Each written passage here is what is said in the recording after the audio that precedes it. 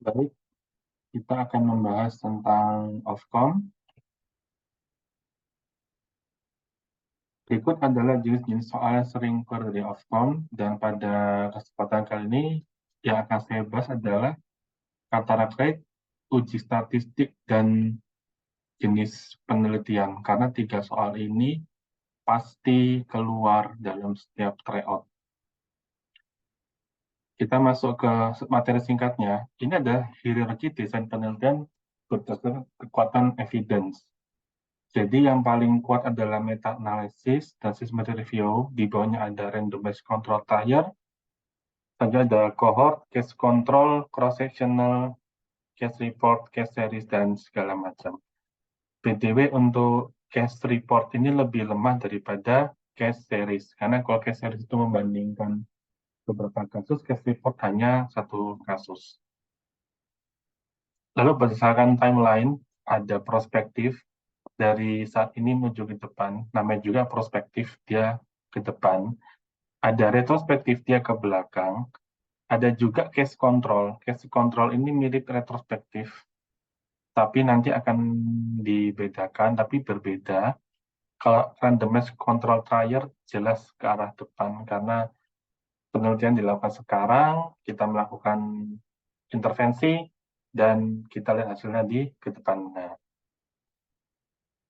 Nah, terus ini apa bedanya retrospektif cohort dengan case control? Kalau case control itu ada case, ada kontrolnya, dan dilihat ke belakang, membandingkan risk factor frekuensi.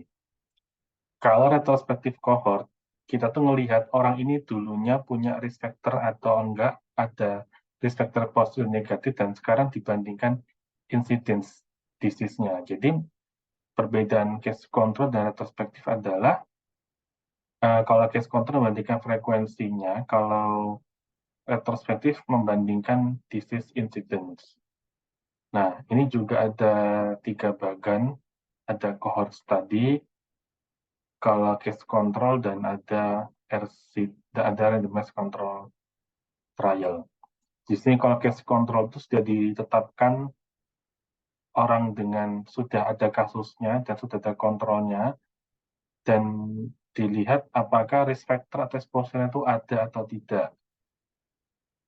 Jadi dan case count itu membandingkan proporsi dengan exposure.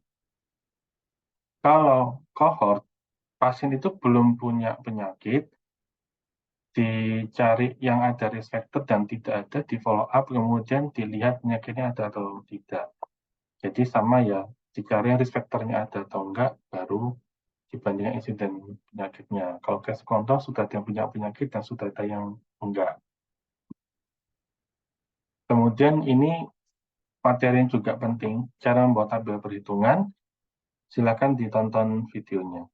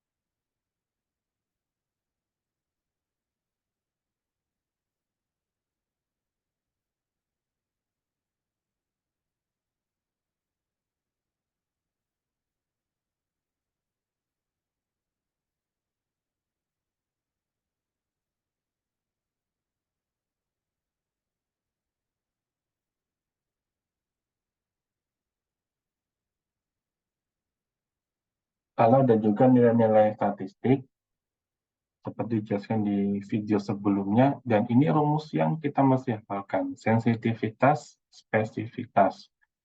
Sensitif itu ada juga PPV, Positive Predictive Value, dan NPV, Negative Predictive Value. Dan ada akurasi. Nah, sensitivitas itu mudahnya adalah kita membandingkan yang beneran positif, dan berapa yang beneran positif dari orang yang sakit itu sensitif. Kalau spesifik, kita membedakan yang beneran tidak sakit dari yang sakit. Itu spesifik ya, membandingkan yang beneran nggak sakit, beneran yang beneran tidak sakit dari semuanya sakit. Kalau PPV semua yang positif dibagi, tapi yang kepalanya itu true positif. Bawahnya ini yang false positif yang bawahnya. Kalau negatif predictive value, yang jadi kepala yang true negatif, yang menjadi pembilang dan true negatif menyebutnya true negatif dan false negatif. Kalau akurasi semua yang positif, semua yang true dibagi semua sampel.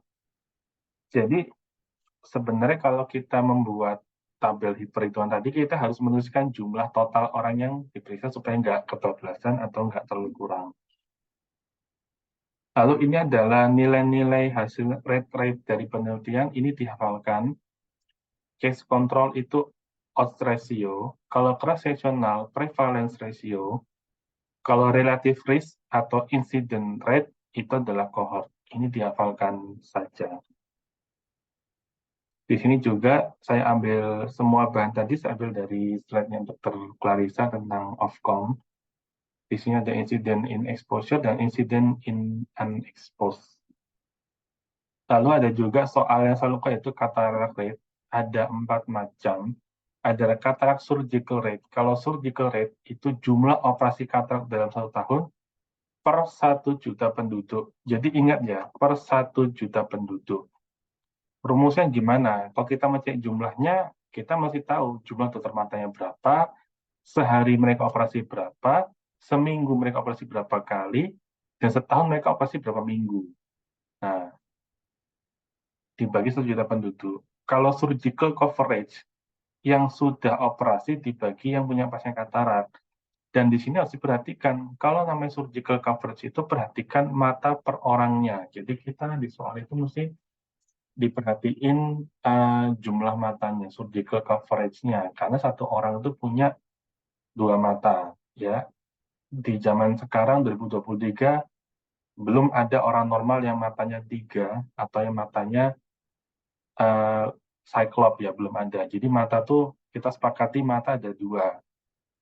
Dan kemudian nanti ada juga tipe soal namanya efektif CSC yang jadi operasi katarak yang hanya yang hasilnya bagus yang dihitung dengan kesepakatan visusnya lebih dari 6/18. Lalu ada juga kata surgical efficiency. Ini ada berapa operasi katarak per jam per operator. Kalau rendah, jadi dia dalam 1 jam hanya bisa 1 operasi katarak. Kalau sedang bisa 2-3, kalau bagus lebih dari sama dengan 4 operasi katarak per jam per operator. Kemudian, oke, kita langsung masuk ke pembahasan soal. Ini ada soal pertama. Dinkes A, populasi 1,5 juta, insiden kata 1% dari jumlah penduduk. Di kabupaten ada 4 spesialis mata, sehari total 20 pasien dioperasi, selama setahun ada 5 hari seminggu, dan 45 minggu setelah efek operasi. Ini soalnya kesannya panjang, jadi saya akan langsung masuk ke kata kuncinya. Nah, ini kata kuncinya. Populasi 1,5 juta, insiden keterangan 1%, spesialis matanya ada 4. Tapi ingat ya, ini pengecoh. Karena sudah dihitungkan total sehari, total 20 pasien dioperasi. Selama setahun ada 5 hari, seminggu, dan ada 5 minggu setahun yang efektif operasi. Nah, terus yang ditanya adalah kata surgical rate-nya. Nah, jadi kalau kita bicara kata surgical rate, kita memperhitungkan jumlah operasi per tahun. Nah, jadi kita lihat ada 5 hari seminggu, ada 45 minggu setahun, dan dalam satu hari ada 20 orang yang dioperasi. Dan dibagi dengan 1,5 juta bagi 1 juta. Karena ingat ya, semua surgical rate itu per 1 juta. Jadi jawabannya, kalau dari sini kita akan menemukan ada 4.500 operasi setahun, tapi karena kita harus membaginya dengan 1 juta orang, 4.500 dibagi dengan 1,5, hasilnya akan keluar 3.000. Jangan terjebak dengan 4 spesialis mata. Kebetulan saja di soal ini tidak ada pilihan yang mencakup 4 spesialis mata, jadi jawabannya itu kalau kita kebetulan salah menghitung, jadi kalau kebetulan kita salah menghitung, kita pasti tahu kalau jawaban kita itu salah. Kita masuk ke soal berikutnya. Soalnya sama yang ditanya adalah efektif cataract surgical coverage percent. Nah, kalau kita bicara cataract surgical coverage, ingat ya, rumusnya adalah jumlah mata yang sudah dioperasi dengan visual acuity lebih dari 6/18. Jumlah mata ya, jumlah mata dibagi jumlah pasien katarak. Nah, di soal ini ada 3.500 pasien dengan visual acuity lebih baik dari 6/18. Nah, 3.500 orang. Jumlah matanya, karena satu orang punya 2 mata, dikalikan 2, dibagi dengan jumlah pasien katarak. Jumlah pasien katarak ini diambil dari 1% dari 1% dari 1,5 juta orang menjadi 15.000 orang. Sehingga untuk efektif cataract surgical coverage-nya menjadi 3.500 dikalikan 2 dibagi 15.000 sehingga ketemu jawabannya adalah 47%. Kita masuk ke soal berikutnya. Dari studi ini manakah yang apa istilahnya yang dapat mencari insiden dari penyakit? Jawabannya adalah case control. Jawabannya adalah core study. Kenapa kok bukan case series? Case series itu tidak mencari incident of disease. Kok bukan case control? Case control itu hanya mencari risk factor frekuensi. Di sini ditanya adalah incident of disease. Sedangkan kalau RCT itu harus ada perlakuannya. Dan di sini nggak dijelaskan, di soal ini nggak dijelaskan perlakuannya seperti apa. Jadi pilihannya adalah cohort study yang benar. Lalu ini juga soal mencari penelitian. Peneliti ini mencari hubungan antara kadar GTA dengan HP1C dengan ketebalan lensa. Dimulai dengan mencari populasi diabetes mellitus. Kontrolnya adalah mereka yang tidak punya DM. Penelitian apakah yang cocok untuk desain penelitian cocok untuk penelitian seperti ini? Nah, di sini kita bahas, dan ini ada pengecohnya ya. Pengecohnya itu adalah kata-kata sebagai kontrol, adalah mereka yang tidak menderita DM. Nah, kalau kita mau mencari jalan ninjanya ya, kalau nggak ada keterangan waktu, jawabannya pasti cross-sectional. Karena 4 pilihan di bawah ini, itu selalu ada waktunya. Case control waktunya ke belakang. Case series, itu kita mengumpulkan beberapa case report jadi case series. Cohort itu pasti ke depan. RCT pasti ke depan. Nah, kenapa kok pilihannya cross-sectional dan bukan case control? Nah, kalau case control itu kita sudah mengumpulkan penyakitnya dulu. Ada yang punya DM, ada yang tidak. Terus dilihat ketebalan lensanya ke belakang. Tapi kalau cross-sectional itu populasinya sudah ada yang dipilih dengan risk factor, lalu dilihat outcome-nya. Dan lagi-lagi karena pada soal ini itu tidak ada keterangan waktu, maka jawabannya adalah cross-sectional. Kalau sudah cross-sectional, maka risk factor-nya apa? Jawabannya adalah PR, prevalence ratio. Prevalence rate, ya. Nah, ini kemudian soal yang sering membuat kita bingung. Tapi intinya kalau kita sudah pegang cara membuat tabelnya itu, maka insya Allah kita bisa menjawab ini dengan benar. Soal ini tentang mengetes tentang alat diagnosis yang baru. Nah, di sini kita ingat ya, ada 100 pasien. Oh, sorry. Ada totalnya 500 pasien. Nah, kita langsung masuk kata kuncinya. 100 pasien punya hasil bacaan yang tinggi, baik di instrumen maupun gold standar. Berarti 100 pasien ini masuk dalam true positif. Karena baik ada yang di gold standar dia positif, di tes yang baru dia juga positif. Kemudian, hasil TIO yang rendah dan gold standar juga rendah, ada 150 orang. Artinya, 150 orang ini masuk ke dalam true negatif. Nah, terus kemudian kita tinggal cari satu komponen lagi untuk mengisi ini. Mau dari jumlah tes boleh, dari jumlah disease juga bisa. Dan di soal ini dijelaskan, total number of people with high readability of Newport is 300 people. Nah, intinya adalah jumlah orang yang hasil bacaannya tinggi dengan tes baru ada 300. Kita masukkan 300 di sini. Totalnya ingat ya, 500 pasien adalah totalnya. Berarti yang tesnya negatif 200 orang. Nah, sudah ketemu, true positifnya 100, true negatifnya 150, false positifnya 300. Nah, berarti yang tidak punya disease adalah 350. Yang punya disease, kita tinggal cari false negatifnya. Karena disease-nya 350, sedangkan jumlah pasiennya 500, maka yang punya disease adalah 150. Kemudian ditanya sensitivitasnya berapa? Sensitivitas itu adalah true positif dibagi jumlah disease. Karena kita mencari yang beneran positif dari yang positif semuanya. 100 bagi 150 sama dengan 2/3 sama dengan 67%. Jawabannya adalah yang bravo. Nah, kemudian soal yang sama, tapi ditanya adalah new predictive value.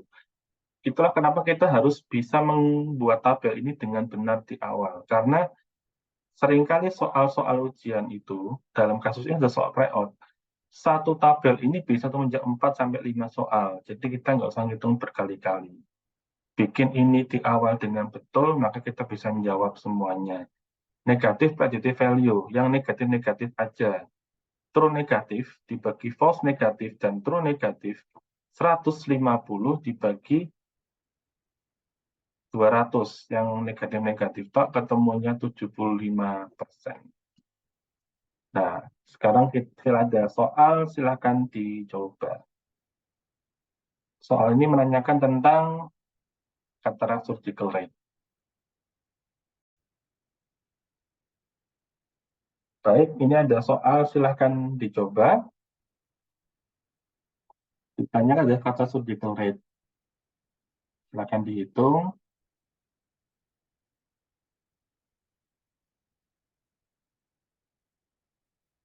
Oke, kita langsung masuk ke pembahasannya.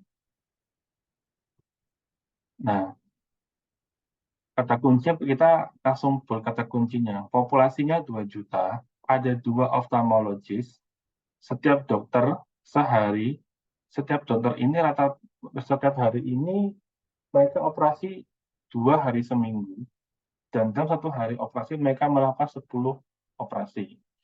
Ada 40 minggu dalam setahun. Berapa kata surgical rate-nya? Ingat, total operasi dibagi 1/juta. Dari sini kita bisa ngitung, ya, 2 kali 10 kali 2 kali 40 atau 1.600. Jangan lupa dibagi per jutanya. Karena ada 2 juta, dibagi 2, sama dengan 800. Jangan langsung, oh, ya, jumlah operasi per tahun. Jangan. Itu kalau kalian kalau ngitungnya langsung jumlah operasi per tahun, jawabannya pasti 1.600. Tapi ingat ya, ada 2 juta orang per 1 juta. Jadi, 1.600 harus dibagi 2 sama dengan 800. Kita masuk soal berikutnya. Nah, soal diagnostik yang baru. Di sini diminta mencari sensitivitas, spesifitas PPV NPV. Dengan satu tabel kita bisa menjawab semuanya, ya. Yang penting kita masukkan angka-angkanya ini. Totalnya ada 100 pasien yang diperiksa. 60 pasien hasil tes dry eye-nya positif. Nah, 50% ada dry eye-nya true positif, tapi sisanya negatif. Nah, sisanya negatif. Ada 60 orang yang tesnya positif, tapi yang beneran positif 50 yang negatif. Nah, sedangkan yang tidak sakit, false positifnya 10. Jadi kita langsung ketemu angkanya yang punya disease 60, itu dari hasil ini. Kemudian, false positifnya sudah ketemu di sini, true positif sudah ketemu juga. Jadi kita sepakati yang punya disease 60, yang tidak punya disease 40, yang tesnya positif 60, yang tesnya negatif juga 40. Sensitivitas true positif dibagi semua yang punya penyakit 50 per 60 sama dengan 83%. Spesifitas true negatif dibagi semua yang disease negatif dapat 75%. PPV true positif dibagi yang semua tesnya positif 83%. NPV true negatif dibagi yang semua tesnya negatif 75%. Satu tabel menjawab 4 pertanyaan. Oke. Nah, ini juga ada soal yang sebenarnya cukup simpel, tapi ini menjebak ya. Screening test dilakukan pada 250 pasien. Sensitivitasnya 75%. Ingat ya, sensitivitas 75%. Kalau 100 orang punya disease, berapa yang false negatif? Nah, kalau kita hafal tabel ini, kita langsung bisa menjawab bahwa false negatifnya pasti 25. Kok bisa gitu? Ya, tadi dijelaskan, sensitivitas itu adalah yang beneran positif dari semua yang punya penyakit. Di sini sudah dijelaskan, sensitivitasnya 75%. Yang punya penyakit 100. Nah, berarti kalau hasil sensitivitas 75%, berarti kan 70-nya dibagi 100. Kita tinggal nyari false negatifnya berapa. Ketemu 25. Oke, sederhana ya. Jangan bingung. Oke, baik, sekian pembahasan tentang Ofcom. Mudah-mudahan membantu Mas Mbak semua dan tidak membuat makin bingung. Terima kasih.